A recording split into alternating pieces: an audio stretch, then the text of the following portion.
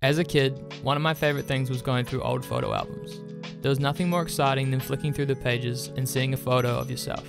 But as I look at these photo albums today, I see a reoccurring theme. There are no photos from the mid-2000s onwards. The culprit? This guy.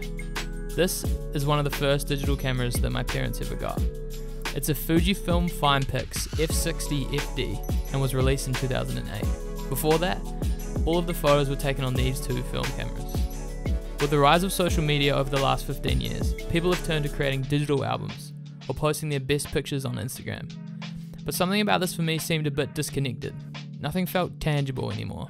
For Christmas this year, I gave everyone in my family one of these. This is a Fujifilm disposable camera. They cost about $25, they have no electronic components, and they shoot on this stuff, film. My goal was for people to actually use them. So how'd it go? Here's the whole thing. Yes. Some did and some didn't. But the underlying idea was for people to slow down, appreciate what was around them, and not have the instant gratification of being able to see a photo instantly. But overall, to capture lasting memories that can be shared and passed down. Here's a few of my favorite pictures that were taken.